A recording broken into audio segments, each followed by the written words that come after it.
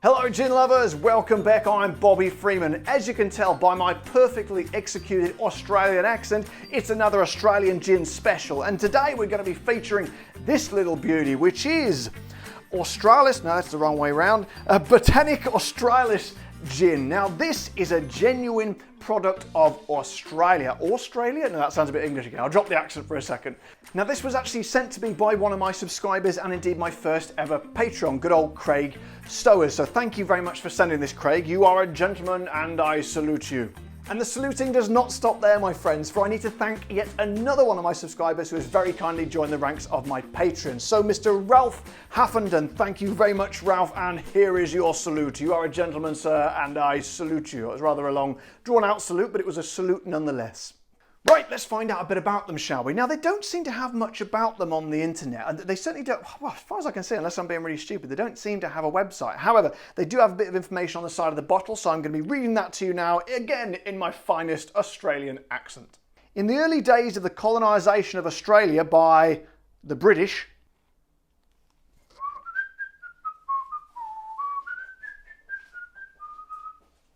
the imperial sailors missed their beloved gin. Due to the arduous sea travel and the very limited space on the ships, the gin was in very short supply. So the sailors sourced Australian native botanicals to make up their own gin, and the rest is history. They ended up creating a local gin which actually surpassed their much beloved London Dry gin. And you can absolutely tell that they are local Australian botanicals because majority of them, apart from the juniper, I've never heard of. So yeah, we've got juniper, we've got peppermint gum, we've got anise myrtle, which I know that the Australian gins usually use the lemon myrtle, which I really like, but I didn't know there was more than one myrtle, to be honest. I don't know what a myrtle is, probably a flower or something. Wattle seed, pepperberry, cinnamon myrtle, another myrtle, lemon myrtle, there you go. Lily pilly, that sounds so Australian, doesn't it? Oh, Struth, mate, I'm sorry, I won't be able to make it tonight. No, mate, I'm feeling a bit lily-pilly. Lemon-scented gum, a leader, a finger lime. I've no idea what a finger lime is. I guess it's like sort of a finger-shaped lime or something. Native ginger, river mint, and bunya nut. Right, that's enough talking. It's time for some action. So, my friends, another thing I love about Australian gins, apart from the flavours, they always have a cork. And we know what that means, my friends. It's the cork test. The cork test. So then, does it have a squeak? First of all, here we go. No squeak. No, we don't seem to get many squeaks these days, but it doesn't matter. Let's go for the full pull. Hold on a second. Oh, a little beauty of a pull. Beautiful. Not too loud, not too showy-offy, but just about right. Right then, let's get in the old glass. Glug, glug, glug, indeed. A beautiful clean pour. Let's have a little sniff of the fella. No, I'll put it in there so we can see him, shall we? So, a little sniff. Oh, do you know what? It's kind of got all that sort of, it's taken me by surprise. It's kind of gin, but not as we know it. If I could paraphrase, is it Kirk or Spock? It's Spock, isn't it? Yeah, it's like, ooh, it's got a weird sort of smell. It's kind of a pleasant sort of herbaceous, sort of lighty sort of smell, but it's also got something kind of earthy and a bit kind of, I'm not sure, but anyway, let's not sniff it too much. Let's get it in the old mouth and find out what that flavour is. So, my friends, I've literally no idea what this is going to taste like because, as I say, half those ingredients, I haven't got a bloody clue what they were. So, my friends, here we go. What's it called again? Australis? No, it's called something else. Botanic Australis gin. Here we go. Cheers.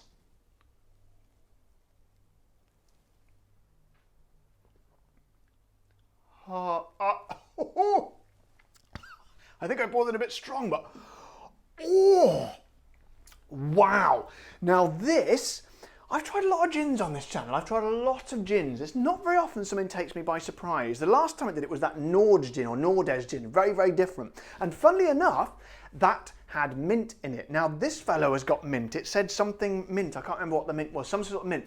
Now straight away, we're getting mintiness in there, but not too much. It's not going to be like toothpaste or mouthwash, but there's a freshness in there and it gives it a real cut. That, you know, when mint gives you like a sort of a burning sensation on the tongue, it gives you a tiny little bit of that. It's really weird because there's a lot going on in there, but you kind of don't really know what. It's like an unfamiliar realm where you just think things don't seem to make sense. I saw a wildlife program the other day where a guide was like, went down this submarine, like there were two-man submarine where you can go down like further than they'd ever been before.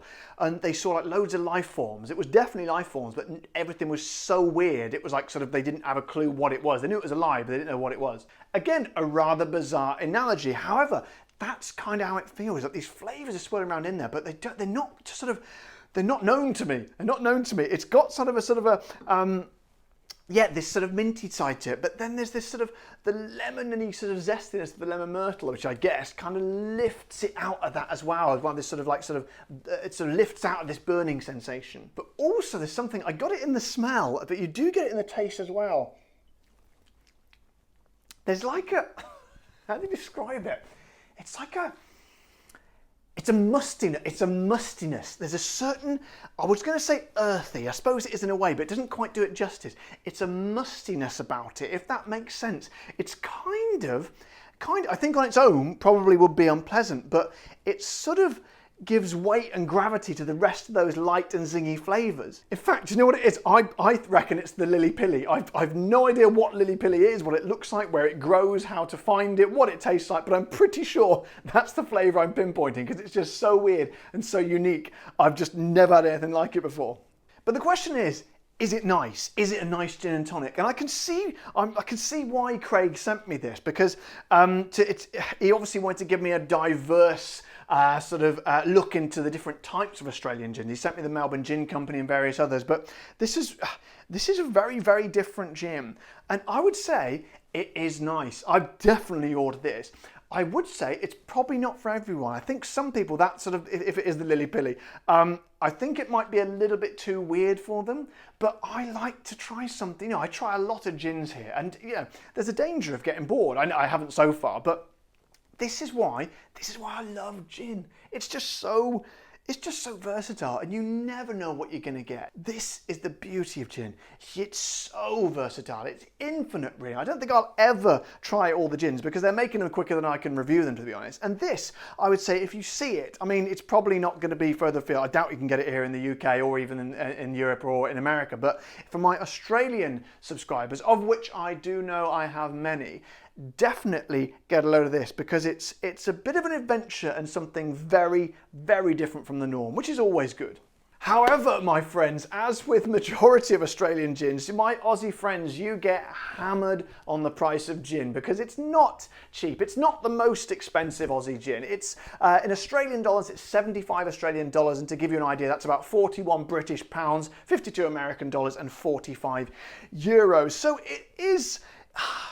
It's expensive, but it's not ridiculously so. I've had a few gins at £40. As you know, I don't think you should pay over £30 unless you're going for something a bit special. And this definitely is something special. So if you see it and you've got 75 Australian dollars in your back burner, definitely give it a go. And I'd be fascinated to know what you think. So my friends, another Australian gin special in the can. I hope you've enjoyed this one. If you have, as always, don't forget to subscribe to my channel, press the like button, and if you want to support the show like good old Ralph Heffenden did, head over to my Patreon page as well. But until next time, guys, take care. As always, stay safe and keep drinking the gin, you little beauty.